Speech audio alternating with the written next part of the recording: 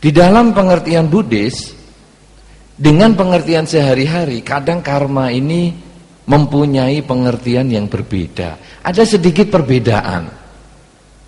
Kalau di dalam kehidupan sehari-hari, di dalam masyarakat, yang mungkin juga timbul di televisi, di film, di buku-buku, di koran-koran, karma itu artinya cenderung jelek. Jadi misalnya ada orang jahat, hidupnya menderita, oh sudah karmanya.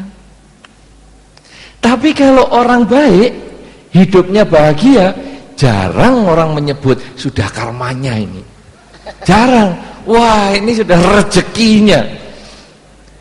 Jadi orang menganggap wah karma ini jelek. Sehingga kadang-kadang judul di belakang ini pun punya konsep yang jelek.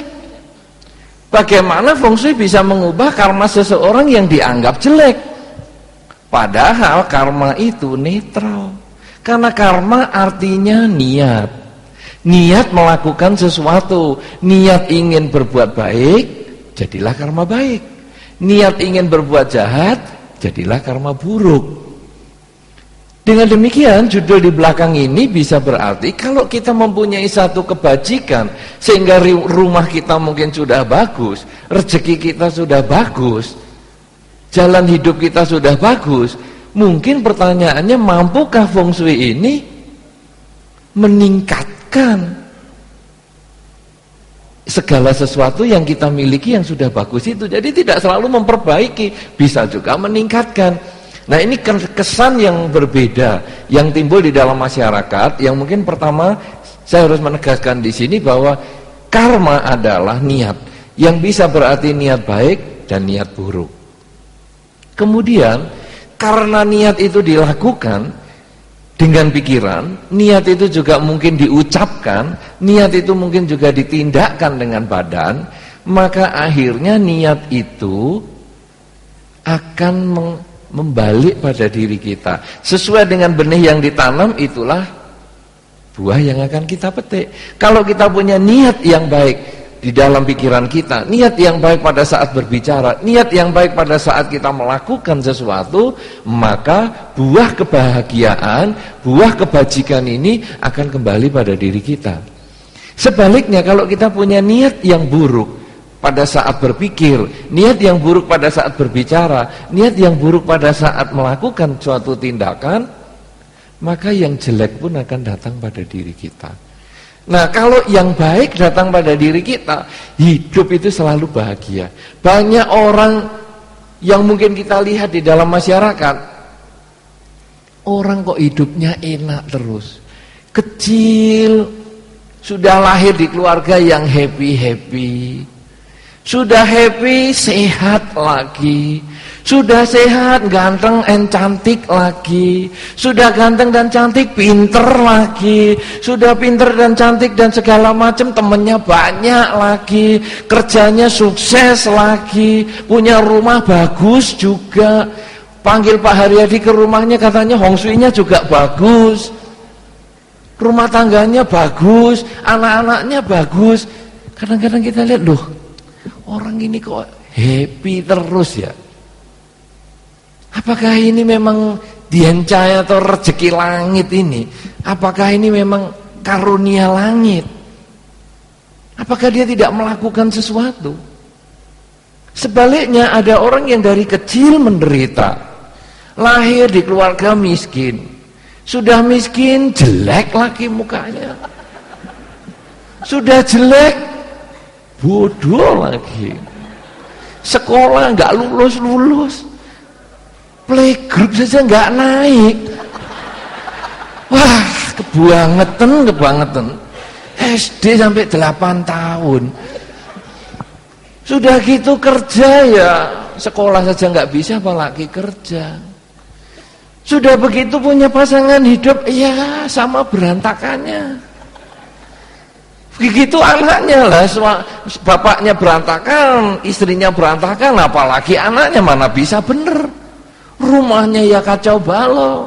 Mungkin Pak Haryadi dipanggil ke sana sudah bingung juga nih, apa yang harus diperbaiki, harus dibongkar, pindah rumahnya. Karena sudah kacau banget. Kadang kita melihat seperti itu. Apa orang ini bisa yang satu bahagia, yang satu menderita. Nah, kemudian karma ini disikapi di dalam masyarakat, ya wis ini nasib. Sudah tidak bisa goyang kita dengan nasib, wis terima aja. Terima saja nasib kita. Kalau sudah miskin, ya miskinlah terus. Tidak mampu, ya tidak mampu terus. Sedangkan yang pandai, pandai terus. Saudara-saudara, di dalam karma bukan demikian. Karena karma adalah niat, bukan hanya nerima. Kalau hanya nerima, kita ya sudah jalani. Kalau sakit ya memang karmaku berbuah. Nanti kalau ditunggu kan karmanya sembuh-sembuh sendiri, akan sembuh. Tidak demikian, saudara. Karma karena itu niat, berarti itu ada usaha. Ada perbuatan yang dilakukan dengan pikiran, ucapan, dan badan kita. Oleh karena itu, mereka yang sudah sukses, mereka harus menambah kebajikan dengan pikiran, ucapan, dan perbuatannya terus menerus. Sehingga suksesnya dipertahankan, kalau bisa ditingkatkan. Feng Shui ini menjadi salah satu usaha seseorang untuk meningkatkan kesuksesan itu. Rumah sudah bagus, semuanya sudah dirasa nyaman, tinggal di situ sudah harmonis. Mungkin masih mau tanya lagi dengan Pak Haryadi, sehingga wah ini bisa diperbaiki lagi, ditingkatkan lagi, sehingga akhirnya kesuksesan itu akan bisa diperpanjang. Sebaliknya, karena karma itu juga perbuatan, ketika seseorang hidup di dalam kondisi yang menderita, dia bukan hanya menyerah, tapi dia harus berjuang, mengisi pikirannya, ucapannya, dan perbuatannya ini dengan kebajikan. Sehingga akhirnya, mereka yang mungkin dari kecil lahir di keluarga menderita, hidupnya setelah dewasa menderita, kok dia bisa diajak orang ikut seminar, ikut talkshow tentang Feng Shui pada kesempatan ini. Dan ketika ikut talkshow, dia mendengar apa yang disampaikan Pak Haryadi. Dan dia, kebetulan mungkin pemenang salah satu door prize, sehingga akhirnya punya kesempatan untuk komunikasi dengan Pak Haryadi. Sehingga punya kesempatan memperbaiki rumah. Sehingga punya kesempatan untuk maju. Itu adalah karmanya dia. Kalau dia dapat kesempatan tapi tidak datang ke sini, tidak ada niat untuk melakukan sesuatu tindakan untuk hadir ke sini, semua kesempatan itu lenyap. Ya memang karma aku menderita begini, sudahlah, untuk apa ikut talkshow begitu, toh juga menderita sudah. Tapi ketika dia mau berubah, saya mau memperbaiki diri, saya mau datang dalam kesempatan ini, saya mau mencoba, ada kemungkinan kita akan berubah. Oleh karena itu, karma ini adalah perbuatan.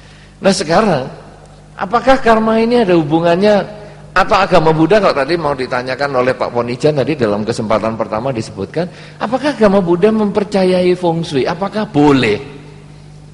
Saudara-saudara, di dalam perjalanan hidup Sang Buddha memang tidak pernah disebutkan tentang Feng Shui. Memang tidak pernah. Jadi tidak pernah mengatakan, para biku kalau bangun wihara harus di atas gunung, dekat air, sungainya di sini, depannya begini, tidak ada.